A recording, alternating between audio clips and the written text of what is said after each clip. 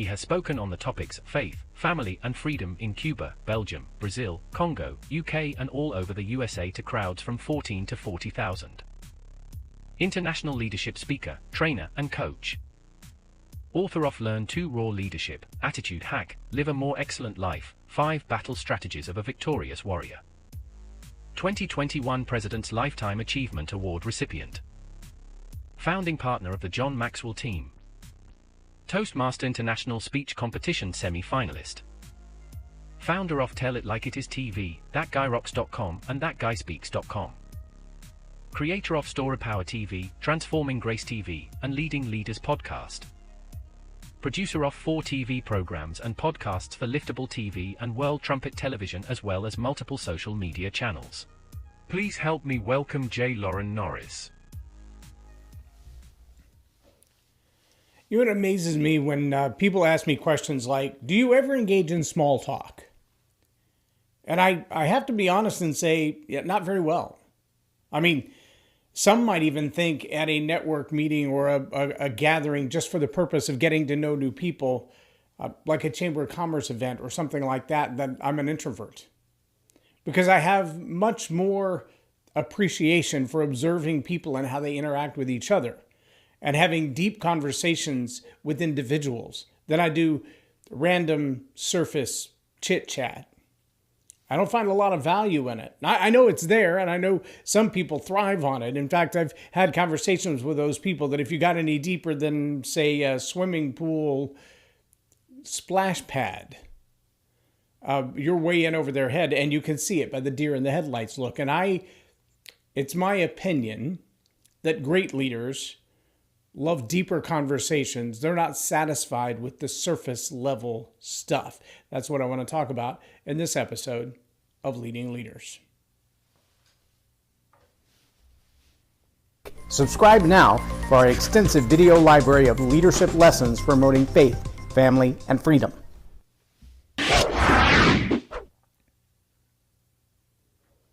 I'm J. Loren Norris with Leading Leaders Podcast.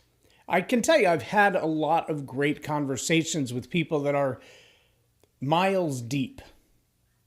And many of them miles deep in one subject. The ones that I really appreciate are the ones that are at least half a mile deep in several subjects. I guess that's maybe why I like to listen to people like Dr. Bruce Lipton or Daniel Amen or Jordan Peterson or Dennis Prager even. Because they're not just versed in the thing that they are most known for. They're versed in a lot of stuff. I mean, you could talk political science with Dr. Jordan Peterson as much as you could psychology. You can talk sociology. You can talk history. He's probably read more books on history than I even own. And that's pretty impressive in my opinion. I'm not a giant history buff. I study history for specific reasons, but somebody who's as adept at talking world history, global history, the history of economies, the history of societies, the histories of culture and war, as well as they are psychology, that's pretty deep. Those are my kind of people.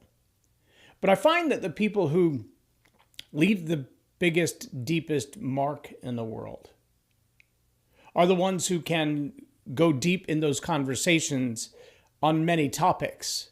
The ones who leave the indelible mark are the ones who can go really deep on one topic and nobody else even comes close.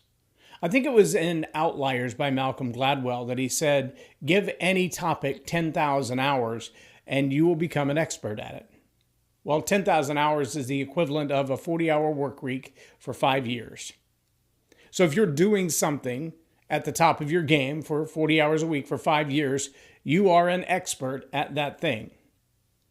Whether that thing is flipping burgers or studying physical science or quantum physics, 5 years in, you should be an expert at that thing. But here's what I find, and it's sad to say that it's true, but in more recent years, I find people who spend 4 or 5 years doing a thing, studying a thing, talking about a thing, becoming an expert on a thing, only to find out that 5 years in, that thing isn't an expert level anything anymore. Nobody cares. My father-in-law has his advanced degrees in database management. But all of his degrees, everything he studied in college after he retired from the Air Force, is based on cobalt.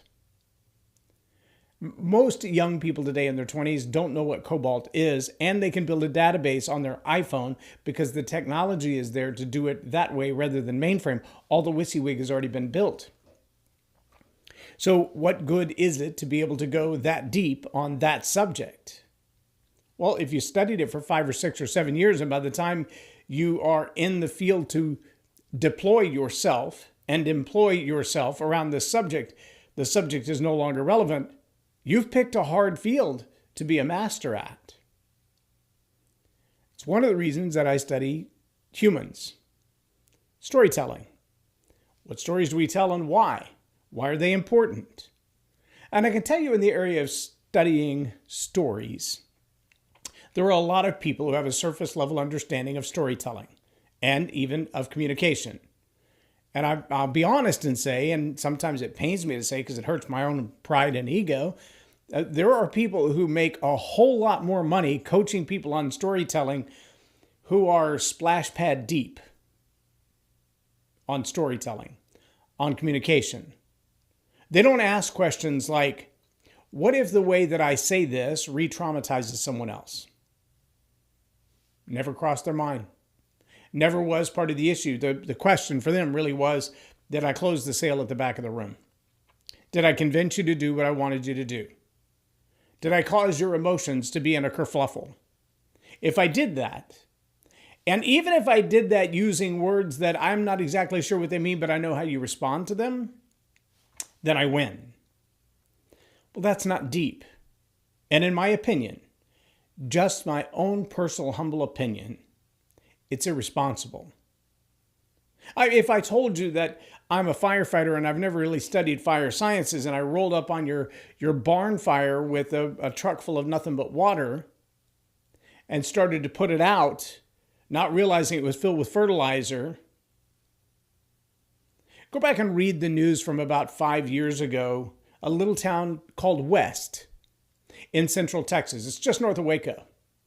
And a bunch of Jolly Volley volunteer firefighters responded to the scene of a fire. And they doused it with water and they leveled an entire city block. An explosion when nitrogen and ammonium fertilizer hit cold water in the middle of a fire. It was a disaster. People died. Why? Because most volunteer firefighters, not all, but most volunteer firefighters are weekend warriors in that sport. Maybe some have spent time as a professional firefighter, but most of them have had enough training to know how to put the water on the fire and how to climb through the building or how to extricate somebody from a car. Maybe they spent 10 or 12 hours doing that, but many volunteer firefighters, as brave and passionate and devoted as they are, have never been to fire academy. They've never studied fire sciences. They don't know anything about these elements and how they interact with each other. And that surface level knowledge can be harmful. There's an old phrase that says they know just enough to be dangerous. There are a whole lot of people that have one of these things and they have some of those things and they stand in front of the camera and they talk into the microphone and they haven't done 10 minutes of research on what they're talking about.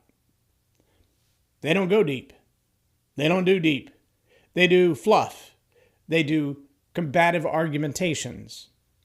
They get people's dander up just for the purpose of, well, getting their dander up. They get high video views, 2, 3, 4, 5 million video views. One of the ones that I was just studying, obviously I want to know how to get more people to watch my stuff. I want to know how to get what I've studied and researched and prepared into the hands of as many people as I can. Number one, because some of them become coaching clients and that's how I pay my bills. Number two, because I want to influence people. That's what I believe I'm here on this earth for. Lead the Narrative is about influencing people, the way they think, the conversations they have, the stories that they tell. And if there's somebody who's figured out how to get 10 million views on a 2-minute video, baby, I'm in. I want to know. I want to know what you did. How hard was it? How much effort went into it? How much expense went into it? How many ads did you have to buy? Et cetera, et cetera, et cetera. And here's what I found. A group of guys found a guy who had 2 or 3 million videos on a 2-minute video, a couple million views on a 2-minute video. Nothing spectacular. But his MO was really simple. He said, I will pretend like my new editing suite isn't in my studio with 15 big monitors and all the new cool gadgets. What I'm going to do is pretend that my video editing suite is whatever screen that I see. And so he has taken his video editing process and merged it down to a tiny little format that he can then superimpose on the iPad at the cash register while you're standing in line at the grocery store, on the drive-in video screen outside the drive-through restaurant where you're driving in to pick up your stuff. In this particular video that's got 10 million views, the one they did the behind the scenes of is the one that I watched. It was a 20-minute video explaining, yes, it took 20 minutes in fast motion to explain how they made a 2-minute video. They had about 20 hours and a first-class plane ticket in it to be able to create the video. But in the end, they superimposed an editing process of a short film onto the video screen of a minivan driving in traffic. Now, how they actually made it look like that was real was pretty cool. They took multiple steps. They had 5 or 6 cameramen inside and outside of the car. And in the end, if you didn't know the behind the scenes, you might look at it and go, dude, that's wicked because that's really cool. Well, let me ask you something. If you ask them to go deep in a conversation about anything, where do you think they'd go deep? What is it that you feel like they can discuss at depth? Video editing? How to get people to look? I think back to high school and even some in basic training in my first couple of years in the Air Force where people would make that funny symbol. It looked like a 6 or a dot, a circle. It made you look, and if they could make you look, then they win, and they get to slug you or something stupid like that. I never got involved in the game. I just watched people play it. I still see people do it from time to time. They make that gesture with their hand, and then everybody laughs. That's kind of what all these social media tools have become when everybody's selling you the process of, here's how I got 2 million views. Well, the truth of the matter is, nobody knows what's going to go viral. You do your best to follow the formula to do what everybody else does that goes viral, and sometimes it does and sometimes it doesn't. I have videos on one of my channels that one video on one platform has 12,000 views. The same video on another platform has 8. I don't know. I also have videos that on the same platform where I have a video with 11,000 views, the one right behind it has 0 views, and the one after that has 150. I don't know. Obviously, there's a way to advertise these. There's a way to get them out there and constantly put them in front of people. But what goes viral and what really makes people tick and what really makes people think, that's a whole different level of subject. Is it the title? Is it the thumbnail? Is it the first 2 seconds? Who knows? Does it change day to day? What are the odds that the 60 people that saw it today are not the same 60 people that even find it tomorrow because the algorithm changes and shifts? The time that it gets posted and gets reeled and everybody knows that it's out there, those are different. And because that all changes, there's so much dynamic. Maybe you weren't driving to work that day. Maybe you were driving Uber Lyft and just happened to pop in. Who knows? So many variables, right? But see, there are some constants, and that is the way people think. Everybody thinks a little differently, but the process is pretty much the same for all humans. You can study a subject like cobalt or fire sciences, and I can tell you, even in fire sciences, I have a friend who's been running, he's had some medical issues lately, but he's been running a fire academy for 20 plus years. And in running his fire academy, he'll tell you the basic principles are all still the same. Get the wet stuff on the red stuff, save lives. But the chemical applications, the processes, the way we do CPR, for heaven's sake, has changed 25 times since I started studying fire academy, fire sciences, and first responder rescue when I was 20. That process is not the same. My daughter is a nurse, and she'll tell you in the time she's been a nurse, and she's not that old, the CPR process has changed. What we know about medications, Oh, for heaven's sake, what we know about the virility of certain viruses has changed in the last 3, 4, 5 years, some of it in the last 3 or 4 months. There's a bacteria out there right now that you can get by swimming in natural waters, and it will eat your brain once it gets inside your ear. That's not conspiracy theory. That's not alien made up stuff. That's a real story of a young man who died when the virus or the bacteria ate his brain from inside his head. Real stuff. But see, if you're spending all your time trying to figure out how to get people to watch your videos, if you're spending all your time in these surface level, pointless conversations, just trying to build up your social credit, just trying to build up your network of people. Oh, I've got tens of thousands of business cards. I could cover this entire studio table 5 inches deep with all the business cards I've collected from the people that I've met and had conversations with since I've been an entrepreneur. But I could probably pick maybe 10 of those out of there that I would call if I was stuck on the side of the road and had a flat and didn't have any help changing it. Maybe 10 of those people would show up. 2 of them might just say, I'm not coming, I'm not getting my hands dirty, but I'll call roadside assistance on your behalf. That's the way life works. But all these surface level conversations with dozens, hundreds, thousands of people that don't change anything. They don't change you. They don't change them. They don't benefit anybody else. Nobody else is enlightened having heard the 2 of you had a conversation. But what is the point of that? Whether you do it in front of one of these things and in front of one of those things, or you do it around the kitchen table, what's the gain? Why bother? Whether it's fire sciences or human sciences, political science, or the world of finance and economy, whether it's studying into history or the way the world works in global finance. Now, that's a whole new thing right now. If you studied global finance 10 years ago, what has happened in the last 12 months makes no sense at all.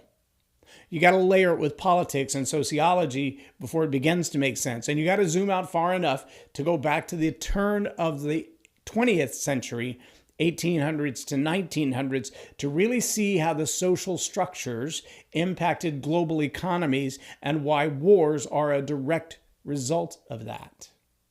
Now, if you studied things like that, then you begin to look into the psychology of the people who started those wars and what was their end game. Was it about shifting ownership of certain parts of dirt? Was it about ending the rise of a certain type of thinking? Was it about changing ideologies of the people that you're surrounded with? In some cases, yes, all of the above. In other cases, a lot of people don't know this, but you can look it up. World War I was started over a fight between 2 people personally that got way out of control. There was a war that started in the Congo because a visiting president was killed in a traffic accident. And not really killed by the traffic accident, but in a reactionary road rage incident, and that started a war. I can see it happening. But see, if you don't study that kind of stuff, you might look back and go, well, what really caused that war? It just seemed like a little skirmish, but hundreds of thousands of people died. What was it really all about? Those are deeper conversations. Those take a minute to dig into. Those take a little bit of commitment to say, I'm going to do some homework. I'm going to do some research. I'm going to figure out who these people were and why it happened like that. There are stories that go back to ancient times where one civilization was being squashed out step by step, piece by piece, day by day. There's one story I was listening to earlier this week where one king said, go take the heads of every child in the family of the king of the other nation. 70 sons died in one day. Can you imagine? 70 of his sons died in one day. And then they ransacked the place. They took all the loot, all the gold, all the silver, all the money, all of everything, all the food. They left them with nothing. Then they basically shut them in their own city and said, stay there until you die. What kind of civilization is that? But those are the histories of the way things have operated from the dawn of time. And if you don't bother to learn from those things, well, then you learn to repeat those things. Remember 2019 when certain national governments were welding the doors of their citizens into their buildings? Stay there until you die. Kind of an ancient concept. right? In modern life. What drives people to do that? That's what I want to know. And the stories that I tell kind of cause people to remember some of those things, to think through, how did we get here from there? And how do we keep from going back? If you're a communicator and you haven't bothered to dig into the stories that you tell, the ones about your own life, the ones that are emotionally provocative, the ones that cause people to stop and think. I was working with a coaching client just the other day, trying to get across to him the importance of telling the right kind of stories that cause people to recollect, that cause people to be inspired, to move, to do something differently. And in the middle of our coaching session, he stopped me and he said, "Can I tell you a story?" Of course you can. I mean, that's the whole point of this process. And then he told me a story that was kind of tear-filled for him. And he said, "I've never thought about the value of that moment. In fact, I haven't thought about that moment maybe since it happened. Maybe once or twice it's come across my mind. But now I realize how that story, a real story that I lived through, could impact and influence the decision-making process of other young men." Now you're catching on. You can lead the narrative in somebody else's life by helping them to make decisions. When you stop long enough and think deep enough to ask yourself, when have I felt like they feel right now? What did I do about it? How did it change? When did it get better? When did it get worse? What were the decisions that went along with that? See, if all you're having is these surface level conversations about how can I make somebody look at my video, made you look. How can I make them look at my video 10 million times? Well, I understand that that drives revenue. And so whatever you got to do, 9 hours worth of video editing and processing and the cost of a first-class ticket to get to 10 million views, obviously there's ROI in that. But let me ask you this. Did you make any difference in the world? Did you leave an impact? Are you the kind of person that one day will run for Supreme Court? Or will you find yourself without a job with nothing else to do in your life if suddenly there's a solar flare and all digital whatever goes away? If you don't have video eyeballs to sell, what do you have to offer? I do find that great leaders are deep thinkers. They're not satisfied with the surface level stuff. They want to dive into who you are and what you know and how you feel and why you think the way you do and what makes you tick. If you've got time around a leader who thinks like that, who wants to get to know you on that level, relish it. They are few and far between. And when I find them, I put them right here in this studio and we do long form interviews so we can think deeply about things that most people pass right by. I'm not a Peterson. I'm not a Prager. I don't have 20 million viewers. But in my little circle of influence, I will influence as deeply as I can, and I will cause you to think as deeply as I can. And if you're one of the 50, 60, 75, 250, 15,000 people that watch this video, because I don't know from one day to the next who's going to, I hope you appreciate the fact that I do my homework and I ask those deep questions so that I can have these conversations with you. If you're a great leader, you're probably not satisfied with surface conversations. And if you're into deep conversations, come see me in the studio. We'll sit down, turn on the cameras, and we'll have one. I'm Loren Norris with Leading Leaders Podcast for Tell It Like It Is TV. Have a blessed day.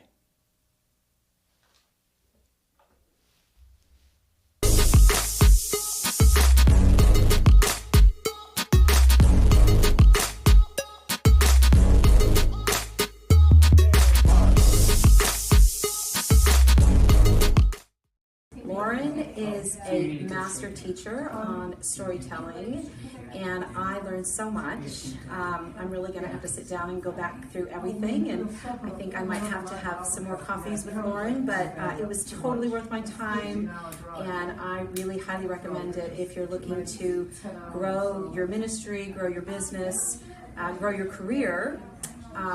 Loren will serve you well.